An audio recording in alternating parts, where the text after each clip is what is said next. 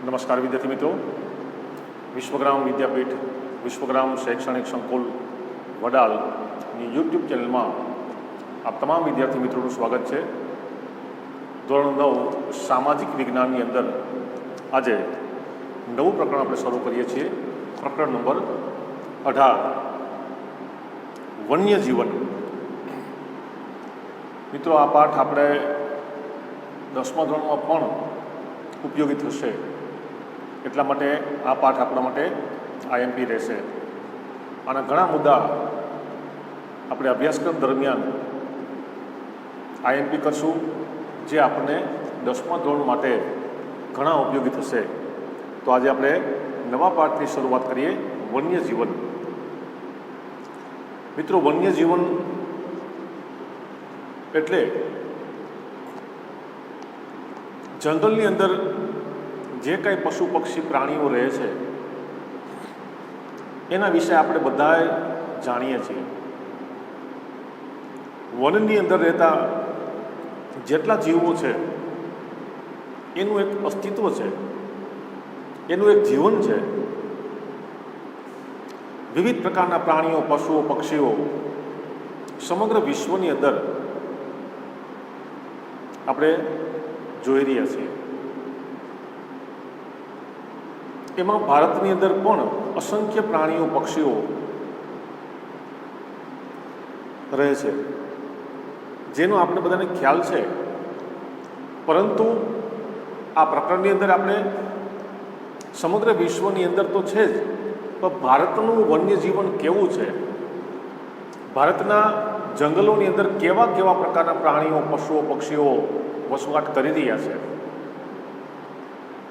એના વિશે આપણે થોડી વાત કરશું આમાં.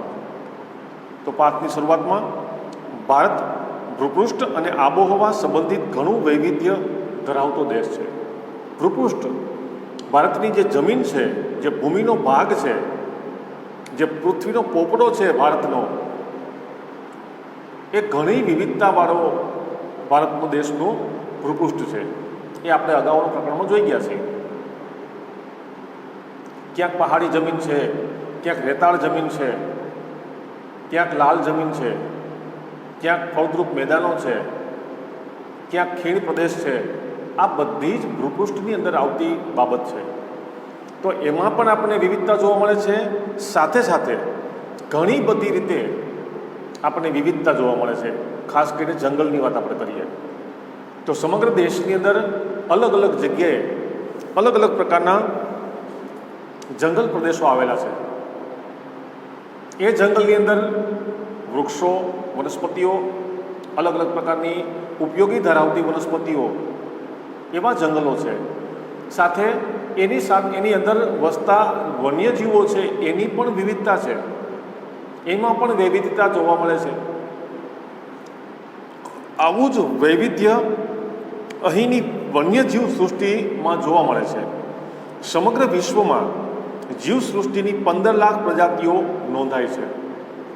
સમગ્ર વિશ્વમાં વન્યજીવની અંદર પશુ, પક્ષીઓ, પ્રાણીઓ, નાના મોટા કોઈ પણ પ્રકારના પ્રાણી આપણે લઈ લઈએ, એ તમામ પ્રકારની વન્યજીવની અંદર 15 લાખ જેટલા પ્રજાતિઓ નોંધાણી છે. 15 લાખ સંખ્યા નથી, એટલી પ્રજાતિઓ છે. અલગ અલગ પ્રકારના 15 લાખ વન્યજીવો આપણને આખા સમગ્ર વિશ્વમાં જોવા મળે છે. આટલા નોંધાણા છે. હજી વધારે હોય તો કાંઈ કહી શકાય નહીં, પણ આટલી નોંધ થઈ છે. 15 લાખ જેટલી પ્રજાતિઓ સમગ્ર વિશ્વની અંદર છે. એમાંની 81.251 પ્રજાતિઓ ભારતમાં જોવા મળે છે. આટલી પ્રજાતિઓ સમગ્ર ભારતમાં જોવા મળે છે, જેમાં પક્ષીઓ, સરીસૃપો, ઉભયજીવી પ્રાણીઓ, સસ્તન પ્રાણીઓ, મત્સ્ય જાતિઓ તેમજ કીટકો વગેરેનો સમાવેશ થઈ શકે છે. આ ઉપરાંત દેશના વિવિધ પ્રકારોના જંગલોમાં વસતી વન્યજીવોની ઓળખ માટેના સંશોધનો પણ ચાલુ છે. ભારત જૈવ વૈવિધ્ય દ્રષ્ટિએ વિશ્વમાં ખૂબ જ સમૃદ્ધ, બૃહદ જૈવ વૈવિધ્યતા ધરાવતા 8 દેશોમાં 6ઠ્ઠા ક્રમે આવે છે. જીવની વિવિધતા, જૈવ વિવિધતા, વન્યજીવોની વિવિધતા, એમાં ભારતનું સ્થાન ક્યાંક 8 દેશોમાં 6ઠ્ઠા ક્રમે આવેલું છે. શું કામે? કારણ કે અહીંયા અલગ અલગ પ્રકારના જંગલો છે, અલગ અલગ પ્રકારની જીવસૃષ્ટિ છે, અલગ અલગ પ્રકારના વન્યજીવો વસે છે. જેમ જંગલનો પ્રકાર બદલે છે એમ એની અંદર વસતી વન્યજીવ સૃષ્ટિમાં પણ ફેરફાર આપણે જોવા મળે છે. જંગલો તો આખા સમગ્ર ભારતમાં બધી જગ્યાએ છે. તો ક્યાંક હિમાલયના જંગલો છે, ક્યાંક રેતાળ પ્રદેશના જંગલો છે, ક્યાંક ફળદ્રુપ મેદાનોની અંદર પણ જંગલો છે. તો આ રીતે આપણે જેમ જંગલની અંદર પણ વિવિધતા છે, તો એના હિસાબે જંગલની અંદર વસતા વન્યજીવોની પણ વિવિધતા આપણને જોવા મળે છે. ભારતના જંગલ વિસ્તારનું પ્રમાણ ઓછું છે, તેની સરખામણીએ આ વન્યજીવન વૈવિધ્ય ઘણું નોંધપાત્ર છે. ભારતની ભૂમિના પ્રમાણમાં, ભારતના જમીનના પ્રમાણમાં, ભારતના ક્ષેત્રફળના પ્રમાણમાં જંગલનું પ્રમાણ ઘણું ઓછું છે. ઓછું છે એનું પાછળનું કારણ છે. શું કારણ છે? કારણ કે આપણે ધીમે ધીમે ધીમે ધીમે જંગલોને નષ્ટ કરતા ગયા છીએ. જંગલમાંથી મળતી વિવિધ પેદાશો, પછી ઔષધિઓ હોય તોય ભલે કે બીજા કોઈ અન્ય ઉપયોગમાં આવતી પેદાશો હોય તોય ભલે, આપણે ધીમે ધીમે ધીમે જંગલને સાફ કરતા ગયા છીએ, ખલાસ કરતા ગયા છીએ, જંગલને કાપતા ગયા છીએ. આજે વસ્તી એટલી બધી વધતી જાય છે, એના હિસાબે જંગલો ધીમે ધીમે ધીમે ધીમે કપાતા જાય છે. મોટા મોટા ઉદ્યોગો સ્થપાય છે, વસાહતો થાય છે, શહેરીકરણ થવા માંડ્યું છે, મોટા મોટા રોડ રસ્તાઓ માંડ્યા છે બનવા. એના હિસાબે જંગલો ધીમે ધીમે ધીમે કપાવા માંડ્યા છે. એટલે કે જંગલોની સંખ્યા ઘટતી જાય છે. ભારતના કુલ ક્ષેત્રફળના આધારે જંગલોની સંખ્યા આપણા દેશમાં ઘણી ઓછી છે. એ ખૂબ જ એક ગંભીર મુદ્દો કહેવાય. કારણ કે જો જંગલો ધીમે ધીમે કપાવા મળશે, જંગલો ઓછા થવા મળશે, તો જંગલની અંદર વસતા જે વન્યજીવો છે એને જીવવું મુશ્કેલ બની જશે. એનું ધીમે ધીમે ધીમે ધીમે ધીમે અસ્તિત્વ ઘટતું જશે. શું કામે ઘટતું જશે? કારણ કે જે જંગલ કપાતું ગયું છે, જંગલમાં એને ખોરાક પૂરો મળતો નથી. એટલા માટે શું કરે છે? માનવ વસાહતોની તરફ એ લોકો આગળ વધે છે. માનવ વસાહતોમાંથી તે પોતે પોતાનો ખોરાક શોધવા માટેની કોશિશ કરે છે. અને માનવ વસાહતની અંદર આ જંગલી જીવ આવ્યો એટલે માનવ છે એ પોતાના સ્વાર્થના માટે એ જંગલી જીવને ક્યાંક ને ક્યાંક નુકસાન કરશે, એને મારી નાખશે અથવા એને કોઈ પણ પ્રકારની કનડગત કરશે. તો એના હિસાબે જંગલી જીવો ઘટવા માંડ્યા છે. ઘણા જંગલી જીવોનું અસ્તિત્વ પણ જોખમમાં છે. ઘણા જંગલી જીવો ખતમ પણ થઈ ગયા છે. આ ઘણી બધી સમસ્યાઓ આ જંગલ ઓછું થવાના કારણે જોવા મળે છે. સૌથી પહેલો મુદ્દો આપણે જોઈએ કે ભારતના પ્રાણી ભૌગોલિક પ્રદેશો, કઈ જગ્યાએ પ્રાણીઓ વસે છે એના અને ભૌગોલિક પ્રદેશ એને જોઈએ આપણે. વનસ્પતિની વિવિધ લાક્ષણિકતાઓને આધારે તેના કુદરતી પ્રદેશો પાડવામાં આવ્યા છે. તે મુજબ જીવસૃષ્ટિના આધારે પણ પ્રાદેશિક વિતરણ તારવી શકાય છે. ભારતમાં જોવા મળતી જૈવસૃષ્ટિને તેની લાક્ષણિકતાઓના સામ્ય અને કોઈ પ્રદેશમાં તેમની વિશેષ ઉપસ્થિતિ, વસવાટ જેવા પાસાને આધારે ભારતે 9 પ્રાણી ભૌગોલિક ભાગ અલગ અલગ પ્રકારના ભાગો 9 પ્રકારના ભાગો વહેંચવામાં આવ્યા છે. એમાં સૌથી પહેલો ભાગ હિમાલય પ્રદેશ. ત્યાં એનો ભૌગોલિક વિસ્તાર અલગ છે. આપણને બધાને ખબર જ છે કે ભાઈ હિમાલયનો વિસ્તાર જે છે, ભૌગોલિક વિસ્તાર છે, એમાં શું છે? તો આપણને બધાને ખબર છે કે હિમાલયનો જે પ્રદેશ છે એમાં તો પહાડી વિસ્તાર છે અને બરફીલો વિસ્તાર છે. બરફથી છવાયેલા પહાડો છે. આ એનો પ્રદેશ થયો અથવા તો આ એવો ભૌગોલિક ભાગ થયો. તો આવા 9 પ્રકારના ભાગ પાડ્યા છે. બીજો લડાખ અને શુષ્ક શીત ક્ષેત્ર. લડાખની અંદર તો એ પણ વિસ્તાર છે, એ શુષ્ક વિસ્તાર છે, જંગલ વિસ્તાર નથી. એકદમ શુષ્ક પણ શીતળતાવાળો ઠંડો વિસ્તાર. ત્યાં જંગલ વિસ્તાર એટલું બધું નથી, એટલા બધા પહાડો પણ નથી. છે થોડા પહાડો, પણ એ બધા જંગલ વગરના, વૃક્ષો વગરના, પણ શુષ્ક વિસ્તાર, એકદમ સૂકો અને ઠંડો વિસ્તાર. હિમાલયનું વનાચ્છાદિત નીચલું ક્ષેત્ર. હિમાલયનું જે નીચેનો ભાગ છે, જેને આપણે તળેટી વિસ્તાર કહીએ છીએ, પણ વનાચ્છાદિત એટલે કે 12 માસ ઢકાયેલું જે વન છે, અસંખ્ય પ્રકારના વૃક્ષો જ્યાં ઉગેલા છે, એવી ગાઢ જંગલવાળો વિસ્તાર. બીજું એને પછી ચોથું હિમાલયના વનસ્પતિ વિહીન ઊંચા ક્ષેત્રો. હિમાલયના જે અમુક પહાડો એવા છે કે જે વનસ્પતિ નથી, ત્યાં વૃક્ષો નથી, માત્ર ને માત્ર બરફ જ છે, એવા ઊંચા વિસ્તારો, માત્ર બરફથી ઢંકાયેલા ક્ષેત્રો, કોઈ જગ્યાએ તમને વૃક્ષ જોવા મળે નહીં, માત્ર ને માત્ર બરફના જ મોટા મોટા પહાડો. તો આ પણ એક ક્ષેત્ર છે. ઉત્તરનું મેદાન, રાજસ્થાનનો રણ પ્રદેશ, આ પણ એક અલગ વિસ્તાર છે, અલગ ક્ષેત્ર છે. ભૌગોલિક રીતે અલગ છે. શું કામ ભાઈ? રણ પ્રદેશમાં માત્ર રેતાળ જમીન છે, સૂકી આબોહવા છે અને ગરમ આબોહવા છે. જે જંગલ એટલું બધું છે નહીં, છે પણ કાંટાળો, અમુક અમુક જગ્યાએ કોઈ બાવળ છે, થોર છે, આવા પ્રકારના નાના નાના છોડવા કે વૃક્ષો આપણે જોવા મળે છે. તો ત્યાં એવા પ્રકારના વન્યજીવો રહે છે જે વન્યજીવને તે અનુકૂળ આવતું હોય તેવા. દ્વીપકલ્પીય ઉચ્ચ પ્રદેશો, સમુદ્ર કિનારો અને નીલગિરીની પહાડીઓ, આવા 9 વિસ્તારો, 9 ક્ષેત્રો પાડેલા છે. એના પછીની ભારતની વૈવિધ્યસભર વન્યજીવ સૃષ્ટિ, સૌથી અગત્યનો અને મહત્વનો મુદ્દો. અને તમારે આઈએમપી કરવાનો છે. ભારતની વૈવિધ્યસભર વન્યજીવ સૃષ્ટિ વિશે લખો. ભારતની વૈવિધ્યસભર વન્યજીવ સૃષ્ટિ વિશે ટૂંકમાં માહિતી આપો. આવા કોઈ પણ રીતે આપણે પ્રશ્ન આવી શકે છે. તો આને આપણે આઈએમપી રાખશું આખા મુદ્દાને. એમાં શરૂઆત કરીએ આપણે. ભારતના ભૂપૃષ્ઠના વિશાળ નદી મેદાનો, દ્વીપકલ્પીય ઉચ્ચ પ્રદેશો, પર્વતીય ક્ષેત્રો, દલદલના પ્રદેશો, સમુદ્ર કિનારા તથા વનસ્પતિની દ્રષ્ટિએ ગીચ એવા વર્ષાવનો, મોસમી પાનખર જંગલો, હિમાલય અને ઉચ્ચ પર્વતીય ક્ષેત્રમાં આવેલા શંકુદમ જંગલોની વિવિધતા વન્યજીવોના નિવાસ માટે વિસ્તૃત પાર્ષદ ભૂમિકા સર્જે છે.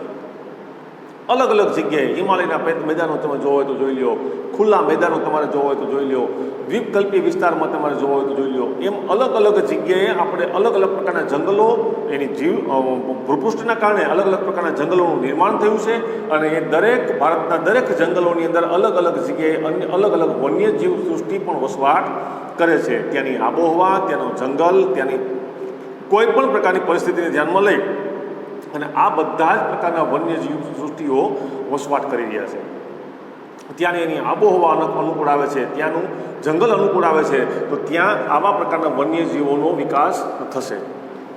દક્ષિણના દ્વીપકલ્પીય પર્વતોમાં એશિયાઈ હાથી. હવે કઈ કઈ જગ્યાએ કેવા કેવા પ્રકારના વન્યજીવો વસવાટ કરે છે એ જોઈએ આપણે. તો દ્વીપકલ્પીય વર્ષાવનોની અંદર એશિયાઈ હાથી, બ્રહ્મપુત્ર નદીના દલદલના ક્ષેત્રમાં એક શિંગી ભારતીય ગેંડો. દલદલ જે ક્ષેત્ર જે ગારા જેવું હોય, નદીનો બાજુનો જે ભાગ આવે છે ત્યાં પાણી જેવું હોય છે, ગારા જેવું હોય છે, ત્યાં એકદમ ચોખ્ખું પાણી નહીં પણ ગારા, દલદલ વિસ્તાર, આમાં એક શિંગી ગેંડો, ભારતીય ગેંડો એ વિશ્વમાં પ્રખ્યાત છે. એ વસવાટ કરે છે બ્રહ્મપુત્ર નદીના આસપાસના વિસ્તારમાં. હિમાલયના ઊંચાઈવાળા ક્ષેત્રોમાં હિમ દીપડા, બરફનો વિસ્તાર છે, વૃક્ષો પણ છે ત્યાં, તો બરફીલા વિસ્તારોની અંદર હિમ દીપડા એટલે કે બરફમાં જ વસવાટ કરતા જે દીપડા છે એને હિમ દીપડા કહેવાય છે. આપણે ગુજરાતમાં પણ દીપડાઓ ઘણા બધા છે, પરંતુ એ દીપડા હિમાલયના જંગલોની અંદર એ પોતે જીવી શકે નહીં, કારણ કે એનો વિકાસ અને એનો વિસ્તાર આ બાજુનો છે. અહીંયાના જંગલોની અંદર તે વસવાટ કરી શકે, એ રહી શકે છે, પરંતુ તે હિમાલયના ક્ષેત્રની અંદર તે વસવાટ ન કરી શકે, એટલા માટે એ અહીંયા રહે છે. તો આવી રીતે હિમાલયની અંદર વસવાટ કરતા જે દીપડા છે એને હિમ દીપડા કહેવાય. બરફની અંદર તે રહી શકે અને એ જ દીપડાઓને આપણે આ વિસ્તારની અંદર એટલે કે આપણા ગુજરાતની અંદર લઈ આવીએ તો એ જીવી શકે નહીં, કારણ કે તેને આબોહવા, તેનું ભૂપૃષ્ઠ, તેનું જંગલ જીવન આ બધું જ અનુકૂળ આવે છે, એટલા માટે ત્યાં એ વસવાટ કરે છે. એ દીપડાનો પ્રકાર છે હિમ દીપડો જેને કહેવાય. જમ્મુ કાશ્મીરમાં જંગલી બકરીઓ અને કસ્તુરી મૃગ. દક્ષિણ ભારતના જંગલોમાં જંગલી ભેંસ, ભારતીય બાયસન જેને કહેવાય, એ જંગલમાં જ વસવાટ કરે છે. એ એકદમ જંગલી હોય છે, એને આપણે પાળી શકતા નથી. આ જંગલી ભેંસ છે. મધ્ય ભારત અને પશ્ચિમ બંગાળમાં વાઘ, કચ્છના નાના રણમાં ઘુડખર અને મોટા રણના જલપ્લાવિત ક્ષેત્રોમાં સુરખાબ જોવા મળે છે. ઘાસભૂમિના વિસ્તારોમાં લુપ્ત મનાતા પક્ષી ઘોરાડની તાજેતરમાં વર્ષોમાં પુનઃ હાજરી નોંધાય છે. જળપ્લાવિત વિસ્તારોમાં શિયાળા દરમિયાન ઠંડા પ્રદેશમાંથી અનેક જાતના યાયાવાર પક્ષીઓ ઉતરી આવે છે. તેમાં સાઇબિરિયન ક્રેન, પેલિકન, તિબેટિયન બતક, કુંજ, કરકરા, વગેરે મુખ્ય છે. મધ્ય ભારતની વાત આપણે કરવી હોય તો ભલે કે દક્ષિણ ભારતની અલગ અલગ જગ્યાએ અલગ અલગ પ્રકારના પ્રાણીઓ, પશુઓ, પક્ષીઓનો વસવાટ થાય છે. ખાસ કરીને વિદેશમાંથી યાયાવલ કે પક્ષીઓ આવે છે, પ્રવાસી પક્ષીઓ આવે છે. શિયાળાનો સમય આવે, આપણે બધાએ જોયા હશે, ઉપર આકાશમાં ઊંચા ઊંચા કુંજ પક્ષી ઉડતા હોય. પેલિકન નામના પક્ષી હોય છે, અમુક તળાવના વિસ્તારમાં જોવા મળે છે. તો શિયાળાનો સમય આવે છે ત્યારે આ સાઈડમાં એટલે કે આપણા વિસ્તારની અંદર એ ખોરાકની શોધમાં કે એ ગમે તે રીતે અહીંયા ઉડી ઉડીને આવી જાય છે. તો આવા પ્રકારના પક્ષીઓ પણ ભારતમાં આવે છે. ફરી પાછા તે શિયાળો પૂરો થવાની તૈયારી હોય એટલે ફરી પાછા ઉડીને દેશની અંદર ફરી પાછા તે પહોંચી જાય છે. પશ્ચિમ ઘાટના ગીચ વનોના વિસ્તારમાં ઉડતી ખિસકોલીઓ જોવા મળે છે. આપણે ખિસકોલી જોઈ છે પણ ઉડતી ખિસકોલી આપણે કોઈ દિવસ જોઈ નથી, પણ એ આ જંગલોમાં જોવા મળે છે પશ્ચિમ વિસ્તારમાં. નિકોબાર કબૂતર અને નિકોબાર ટાપુમાં જોવા મળતું દુર્લભ પક્ષી છે. કચ્છના અખાતમાં અને લક્ષદ્વીપ દ્વીપ સમૂહમાં પરવાળાની દુર્લભ પ્રજાતિઓ પણ જોવા મળે છે. સસ્તનો અને પક્ષીઓની સાથે સાથે સજીવ સ્વરૂપોની પણ વિવિધ જાતો પણ જોવા મળે છે. તેમાં રાજનાગ, સાપ, અજગર, પાટલાખો વગેરેની પણ નોંધ લેવાય છે. સરીસૃપ પ્રાણીઓ પણ જોવા મળે છે. અલગ અલગ વિસ્તારોની અંદર અલગ અલગ પ્રકારના સરીસૃપો, સાપ જેને આપણે કહીએ છીએ, અજગર કહીએ છીએ, આવા પ્રકારના પ્રાણીઓ જીવો પણ આપણે જોવા મળે છે. સમુદ્ર કિનારે તથા જળ વિસ્તારોમાં વિવિધ પ્રકારની માછલીઓ, દરિયાઈ સાપ, ડોલ્ફિન, શાર્ક, ડુગાંગ, ઓક્ટોપસ, વેલ જેવી જીવસૃષ્ટિ પણ આપણા ભારતના દરિયા કિનારામાં જોવા મળે છે. અલગ અલગ પ્રકારની માછલીઓ. જંગલ વિસ્તારો ઉપરાંત ખેતી થતી હોય એવા કૃષિ વિસ્તારો, ગોચર અને પડતર જમીનમાં શિયાળ, વરુ, નીલગાય, હરણ, નોળિયા, સસલા, જંગલી સુવર, શેરો વગેરે જેવા પ્રાણીઓ પણ જોવા મળે છે. તે જ વિસ્તારોમાં વિવિધ પ્રકારના પક્ષીઓ, તેમાં કોયલ, પોપટ, મોર, સુગરી, ઘુવડ, ચીબરી, પીળખ, સમડી, કાબર, ઢોલર બગલા વગેરે પ્રકારના પક્ષીઓ પણ વિહરતા જોવા મળે છે. આપણે આસપાસ જ્યાં જ્યાં ખેતીનો વિસ્તાર છે, જ્યાં ખેતી થઈ રહી છે, આપણે બધાએ આ પ્રકારના પક્ષીઓ, નાના મોટા પ્રાણીઓ પણ જોયા છે. હરણ જોયા છે, આપણે નીલગાય જોઈ છે, શિયાળ જોયા છે. પક્ષીઓમાં બધા જ પ્રકારના પક્ષીઓ આપણે લગભગ જે આપણી આસપાસ છે તેવા મોર, પોપટ, બતક, આ બધા જ પ્રકારના પક્ષીઓ પણ આપણે જોયા હશે. એના પછીનો મુદ્દો વન્યજીવો અને સંરક્ષણની જરૂરિયાત. સૌથી મહત્વનો મુદ્દો આપણે લઈશું કે ભારતમાં તો નહીં, સમગ્ર વિશ્વની અંદર વન્યજીવો વસવાટ કરે છે, પરંતુ મનુષ્યની પોતાની હસ્તક્ષેપ, પોતાની જરૂરિયાતને ધ્યાનમાં લઈ અને વન્યજીવોનું નિકંદન મીડું છે થવા, જંગલોને પણ કાપવા માંડ્યા છે. આજે આ વન અને વન્યજીવનની સંરક્ષણ એટલે કે એને બચાવવાની જરૂરિયાત ખાસ ઊભી થઈ છે. એક સમય એવો આવશે કદાચ કે આ વન્યજીવો આપણે માત્ર ને માત્ર ફોટામાં જોવા મળશે. જો આપણે એનું જતન નહીં કરીએ, આપણે એનું સંરક્ષણ નહીં કરીએ, જંગલનું જતન નહીં કરીએ, જંગલને આપણે સાચવશું નહીં, જંગલને આપણે આગળ વધારશું, જંગલને કાપતું અટકાવીએ આપણે, તો આપણે ઘણા બધા વૃક્ષો અને ઘણા બધા પ્રાણીઓ એ આપણે આ સૃષ્ટિને ખૂબ જ ઉપયોગી છે. એનું સંરક્ષણ કેમ કરશું, એની જરૂરિયાત શું છે એ જોઈએ. ભૂતકાળ તરફ નજર દોડાવતા આપણને સ્પષ્ટ જણાય કે છેલ્લા થોડા દાયકાઓથી વન્યજીવોના અસ્તિત્વ પર મોટું જોખમ તોળાઈ રહ્યું છે. થોડા દાયકાઓ એટલે ઘણા બધા વર્ષોથી આપણને એવું લાગે છે કે હવે વન્યજીવોના અસ્તિત્વ પર જોખમ વધી ગયું છે. મનુષ્ય પોતાની જરૂરિયાત માટે થઈને વન્યજીવને મારી નાખે છે. ખાસ કરીને હિંસક પ્રાણીઓ જે છે એને નખ લેવા માટે, સિંહનો નખ લોકો શોખથી પહેરવા માટે, મારે સિંહનો નખ જોઈએ છે, તો એ ક્યાં મળશે? જંગલની અંદર સિંહને પાસેથી મળી જાય. કેમ મળે? હવે સિંહ તો કંઈ જંગલનો નખ આપણને હાથો હાથ તો આપે નહીં, કાં તો એને મારવો પડે અને કાં તો એને કોઈ પણ બીજી પ્રવૃત્તિ કરી અને એનો નખ લેવો પડે. ગમે તે થાય, ગમે એટલા પૈસામાં મારે સિંહનો નખ જોઈએ છે. આ આપણી જરૂરિયાત, આ મનુષ્યની જરૂરિયાતના કારણે આવા પ્રકારના જીવો જે છે, આવા પ્રકારના જે કાંઈ પ્રાણીઓ છે એને મારી, એને નુકસાન કરી અને આપણી જરૂરિયાતો આપણે પૂરી કરીએ છીએ. આ મનુષ્યની સૌથી મોટી ખરાબ બાબત છે. આના હિસાબે જંગલ અને જંગલી જીવો ધીમે ધીમે ખતમ થવા માંડ્યા છે, ધીમે ધીમે ધીમે ખલાસ થવા માંડ્યા છે. આજથી 100 વર્ષ પહેલાં વાઘ હજારોની સંખ્યામાં ભારતમાં જોવા મળતા, ઘણા બધા વાઘ હતા ભારતમાં. આજે તેની સંખ્યા વન અને પર્યાવરણ મંત્રાલયના 2014ના અંદાજ મુજબ તે આંકડો 2226 છે, એટલે કે 2226 છે. હજારોની સંખ્યામાં હતા આપણા દેશમાં વાઘ, પણ એ ધીમે ધીમે ધીમે ધીમે ઘટવા માંડ્યા. શું કામ ઘટવા માંડ્યા? એક સૌથી મહત્વનું કારણ એક કે જંગલ કપાવવા માંડ્યા. એને જંગલની અંદર પોતાને ખોરાક મળતો નથી, પોતાને રહેઠાણ સારું મળતું નથી, એટલા માટે થઈને તે મૃત્યુ પામે છે. અને બીજો મુદ્દો સૌથી અગત્યનો એ પણ આપણે રાજા મહારાજાનો સમય અહીંયા હતો ભારતમાં. રાજા મહારાજાઓ પોતાના હવેલીની અંદર, પોતાના મહેલની અંદર વાઘનું ચામડું લગાડતા દિવાલમાં સુશોભન માટે. આ બાજુ વાઘનું ચામડું હોય, આ બાજુ બીજા પ્રાણીનું હોય, ઉપર ઓલા કાળિયાના શિંગડા હોય, આ બાજુ હરણના શિંગડા હોય, આ બાજુ આવું હોય તેવું હોય. એ બેઠા હોય એનું સિંહાસન છે તે આખા વાઘનું ચામડાનું સિંહાસન. ગમે તે થાય, રાજા છે ભાઈ, રાજા એની પ્રજાને કહે કે ભાઈ મારે આપ જોઈ છે, એટલે પ્રજા ગમે એમ કરીને લઈ આવે. તો આવી રીતે વાઘની પ્રજાતિ ધીમે ધીમે ધીમે ઘણી બધી ખલાસ થવા માંડી અને જંગલ કપાવવા માંડ્યું, જંગલ ઘટવા માંડ્યું. એટલા માટે એને રહેવું ત્યાં મુશ્કેલ બનવા માંડ્યું. એટલા માટે પણ એ લોકો જે વાઘ હતા તે મૃત્યુ પામ્યા. તો આજે 2014ની ગણતરી પ્રમાણે અંદાજિત આજે 2226 એટલે કે 2226 જેટલા જ વાઘ અત્યારે જોવા મળે છે.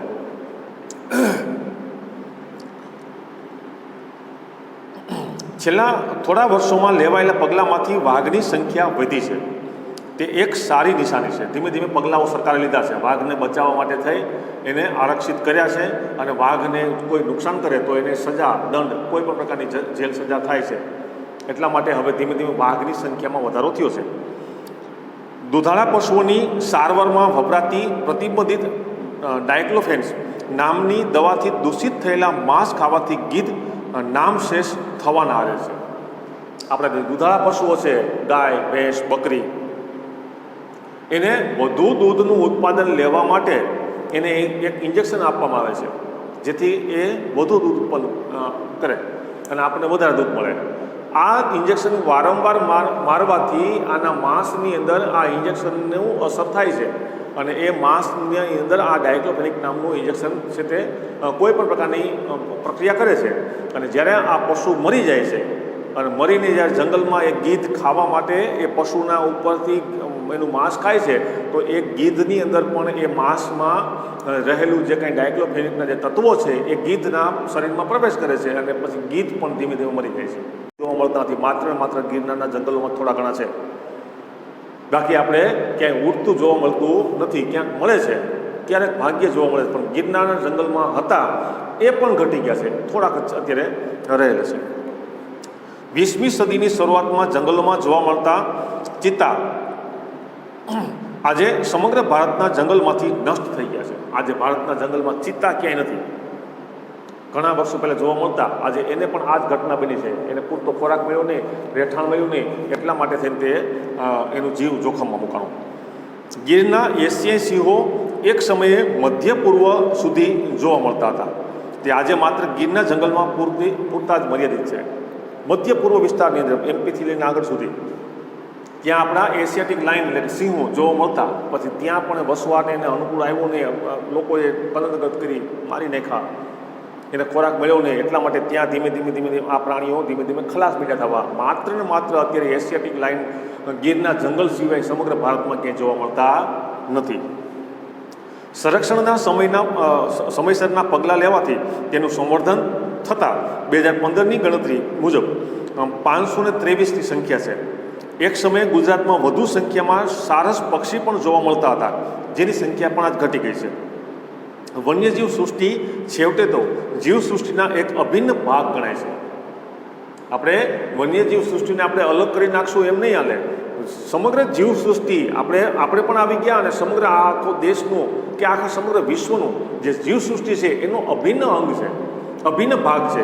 વન્યજીવ જંગલની અંદર વન્યજીવો નહીં હોય તો નહીં ચાલે, કારણ કે જંગલ સુશોભિત થાય છે શેનાથી? વન્યથી અને વન્યજીવોથી.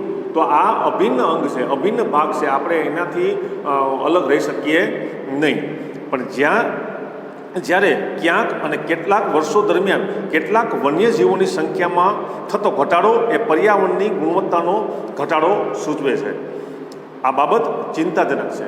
ક્યાંક ને ક્યાંક વન્યજીવો ઘટતા જાય છે અને પાછળનું કારણ શું છે કે ભાઈ જંગલ ઘટી જાય છે, જંગલ ઘટતું જાય છે, જંગલ કપાતું જાય છે. આ એક ગંભીર સમસ્યા છે.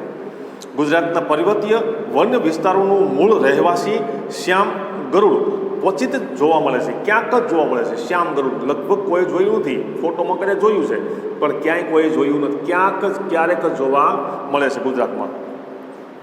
સાબરકાંઠા જિલ્લાના વિજયનગર તાલુકાના પર્વતીય જંગલ વિસ્તારમાં સહજ જોવા મળતો ચિલોત્રો નાગ આજે ભાગ્યે જ જોવા મળે છે.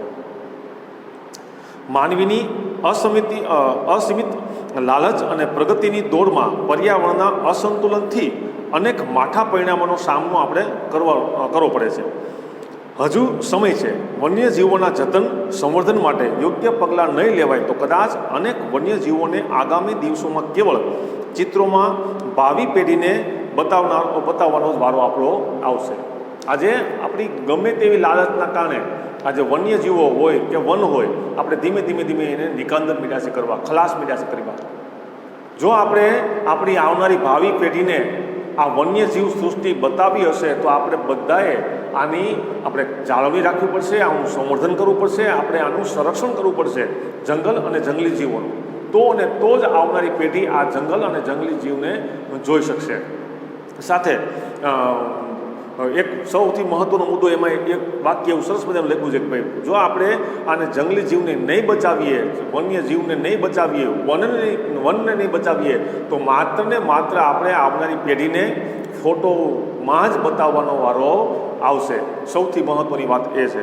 એના પછીનું જે કોષ્ટક છે ભારતના અગત્યના રાષ્ટ્રીય ઉદ્યાનો અને અભયારણ્યો, એ આઈએમપી કરી રાખજો અને કોષ્ટક તમારે પાકું કરવાનું છે. આ જે કોષ્ટક છે એ 10મા ધોરણમાં અતિ આઈએમપી છે. 10મા ધોરણની અંદર વન્યજીવનો પાઠ આવે છે, એની અંદર આ કોષ્ટક પૂછાય છે. એટલે કે તમને આમાં પણ 9મા ધોરણમાં પણ આવે છે અને 10મા ધોરણમાં પણ આવશે. એટલા માટે અત્યારે તમે થોડુંક પાકું કરો તો 10મા ધોરણની અંદર આ પાઠ આવે તો તમને સમજવું સહેલું પડશે. તો આપણે આ કોષ્ટક સુધી રાખશું. કોષ્ટકને પાકું કરવાનું છે, આઈએમપી કરવાનું છે. જ્યારે પ્રશ્ન પૂછાય, જ્યારે પરીક્ષાઓની અંદર ટેસ્ટની અંદર જ્યારે પ્રશ્ન પૂછાય તો આમાંથી તમારે ઉપયોગમાં આવે, એટલે કે કોષ્ટક પણ આઈએમપી. તો આજનો વિડીયો આપણે અહીં સુધી રાખીએ છીએ. આની સાથે જે હોમવર્ક આવે તમારે કમ્પ્લીટ કરીને વર્ગ શિક્ષકને મોકલવાનું છે. હોમવર્કની નોટ કરી લેજો. પ્રશ્ન પહેલો, ભારતના પ્રાણી ભૌગોલિક વિસ્તારો કેટલા પાડ્યા છે? જે પાઠની શરૂઆતમાં જે 9 વિસ્તારો જે પાડ્યા છે આપણે ભૌગોલિક વિસ્તારો એ લખવાના છે. 9 ખાલી નામ લખવાના છે એના. પ્રશ્ન બીજો, ભારતની વન્યજીવ સૃષ્ટિ વિશે ટૂંકમાં માહિતી આપો. ભારતમાં કેવા પ્રકારના વન્યજીવો રહે છે, કેટલા રહે છે, શું છે, આની માહિતી આપવાની છે. અને અગત્યનો મુદ્દો આ. પ્રશ્ન ત્રીજો, વન્યજીવોનું સંરક્ષણ તમારા શબ્દોમાં લખો. આજે વન્યજીવ ઉપર જે જોખમ વધ્યું છે એના સંરક્ષણની જરૂરિયાત છે એ તમારા શબ્દોમાં તમારે લખવાનું છે. તો આજનો વિડીયો આપણે અહીં સુધી રાખશું. હોમવર્ક કમ્પ્લીટ કરી અને સાંજ સુધીમાં તમારા વર્ગ શિક્ષકને ફરજિયાતપણે મોકલવાનું છે. આજને આપણે વિડીયો અહીંયા પૂર્ણ કરીએ છીએ. ધન્યવાદ.